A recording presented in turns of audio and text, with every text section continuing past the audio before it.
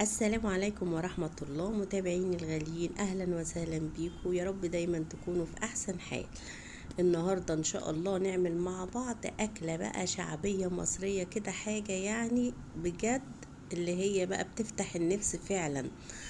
إن شاء الله هنعمل مع بعض الحنكريشة أو الفشة والطحال بالفلفل والبصل والثوم، وهنعملها بشكلين، هنعملها محمرة وهنعملها كمان في الطاسة.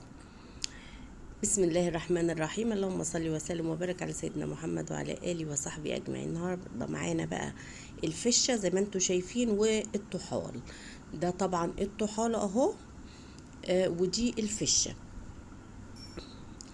هنحط بقى حلة على النار فيها مية بتغلي، وبعد كده نسقط فيها بقى الطحال على بعضه كده بدون اي تقطيع، ونسقط كمان الفشة في قلب المية، ونحط بقى التحبيشة اللي بنحطها على الشوربة كده، طماطم وجزر وبصل وفلفل اسود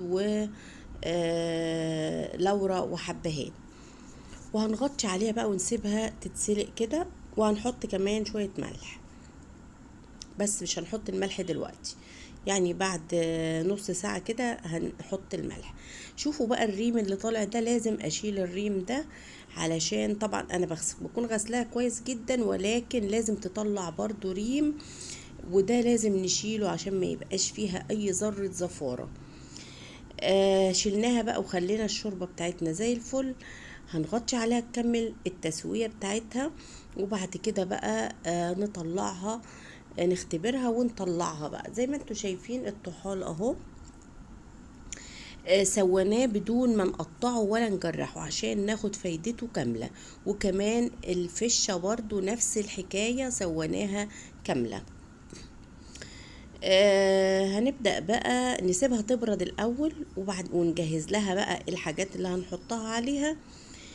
طبعا هعمل لها بصل، وهعمل لها كمان فلفل أخضر، ولو عندك فلفل ألوان برضو تقدري تعمليه. المهم هنعمل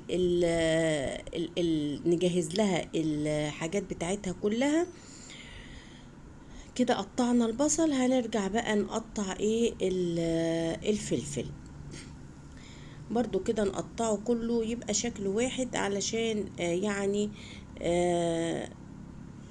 يعني لو قطعناه جليان كده يبقى كله بالطريقة دي، قطعناه مربعات يبقى كله كده، يبقى كل التقطيعة شكل واحد.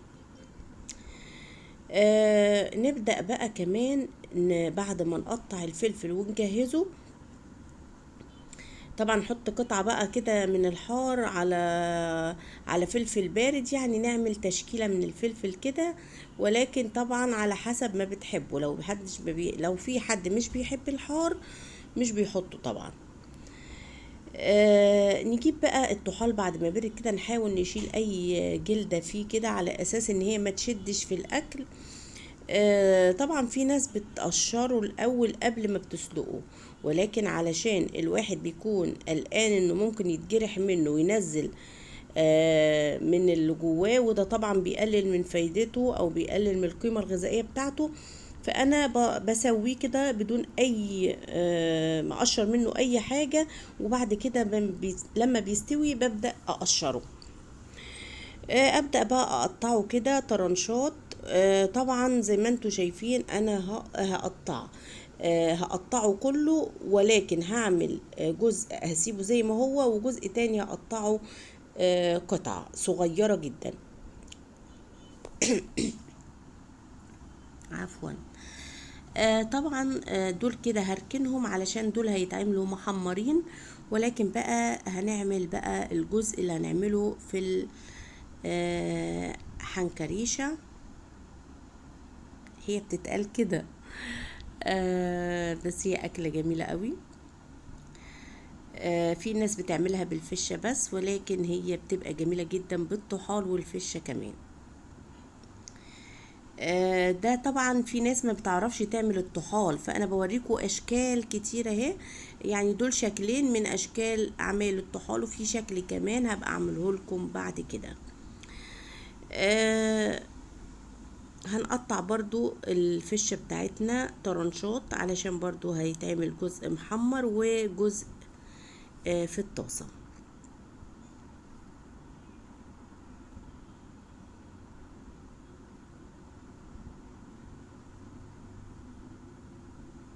هقطعها كده كلها، وبعد ما بقطعها بقى ببدأ اتبلها بالملح والفلفل وبهارات اللحمة. التوابل اللي عندك اعملي اللي تحبي تحطيها حطيها.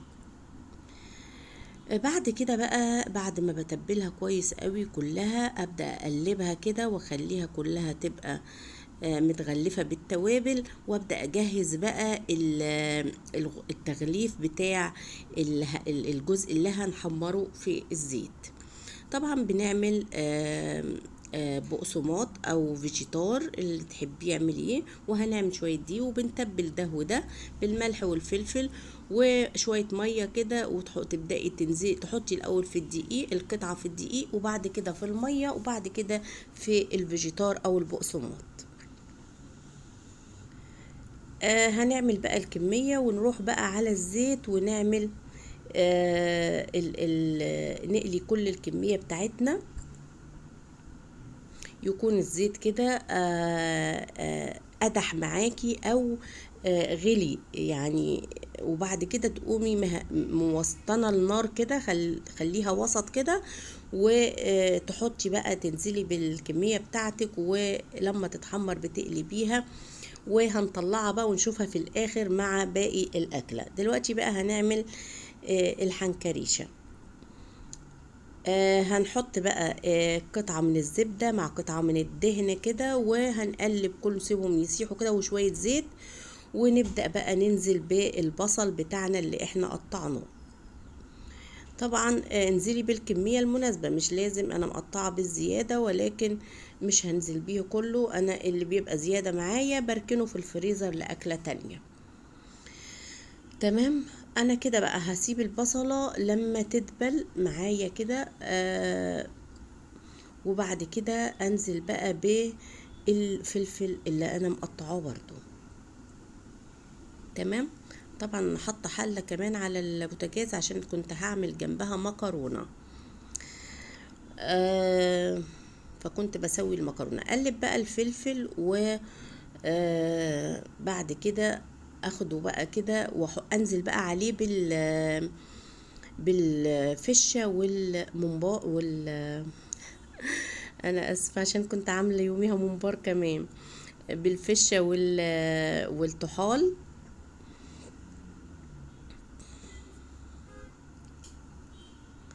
وهقلب بقى كده. طبعا انا بعد ما حطيتهم الاتنين كده، انا وسعت ال الاكله كده، وسعت الفشه والطحال كده، جبت ارضيه الصينيه، وحطيت معلقه او نص معلقه من الثوم، بس هي مش عارفه المقطع ما جاش. قبل ما احط التوابل انا حطيت قطعه من الثوم كده اللي انا مفرزناه في الفريزر، وقلبت كله مع بعضه. بعد كده حطيت التوابل بقى، الملح والكمون والفلفل بقى، وظبطتها. وبعد كده خلصت الأكلة. هطلعنا طبعا الجزء المحمر في الزيت بالفيجيتار، والجزء التاني اللي في الطاسة زي ما انتوا شايفين. طلعنا أكلتين من حاجة بسيطة ما شاء الله. اعملوها هتلاقوها جميلة جدا وهتعجبكم خالص. كده الفيديو بتاعي خلص، يا رب يكون نال اعجابكم، واستنوني في فيديو جديد يوميات وحكايات مع جنة، واستودعكم الله. السلام عليكم ورحمة